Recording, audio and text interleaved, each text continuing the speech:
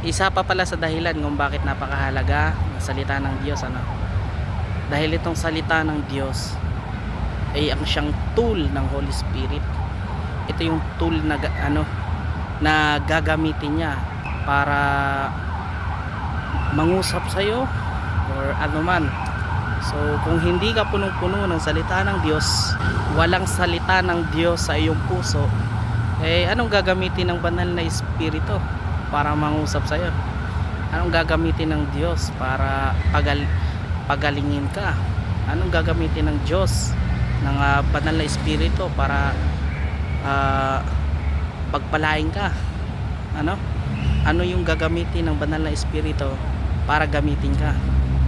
So remember everyone, the Word of God is the tool of the Holy Spirit. Kung walang salita sa iyong puso, walang gagamitin yung Holy Spirit, walang gagamitin yung banal na espiritu. Kaya pag magbigay ng dream yung Diyos sa iyo, lahat ng tao, kahit Kristiyano man o hindi, ay pinagkakalooban ng warning ng Diyos through dream. Pero hindi mo naiintindihan dahil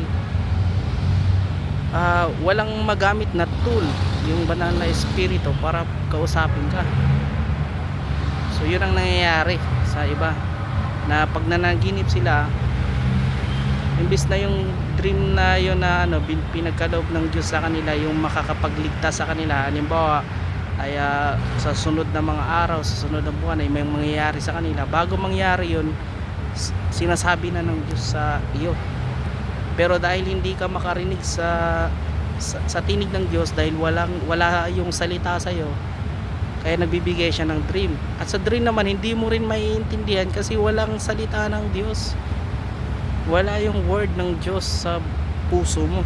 Kaya nag-ano lang siya ng mga random na, kumbaga, kung ano yung mga nasa puso mo, yun ang ginagamit niyang mga Kaya kung mapapansin nyo, parang iba-iba yung dream, yun ang ginagamit niyang tool. Kung ano yung mga nasa sayo, yun na lang yung ginagamit niya. Kung halimbawa yung sa mga pinapanood mo, o yung mga gusto mo, o mga sino man, yung mga tao na kakasala mo, yun ang mga inaano niya.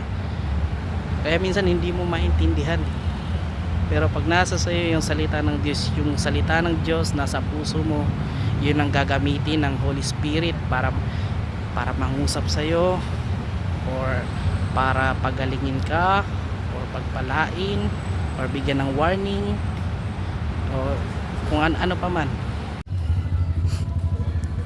Kagaya pala sa kagaya pala sa nangyari ni Faraon, yung sa time ni Joseph. So nanaginip siya, yun, kumbaga warning ng Diyos yun, kumbaga para malaman niya kung ano yung gagawin niya, na yung lugar niya ay magkakaroon ng 7 years na kasaganahan, at pagkatapos 7 years na famine, tagutom, kahirapan. So binigyan siya ng dream ng Diyos, pero hindi niya maintindihan. So yun ang nangyayari. So napakahalaga ng salita ng Diyos. Kaya let's meditate on the Word of God. Let's study the Word, pray, always watch and pray. Watch and pray. So yun lamang po. God bless everyone.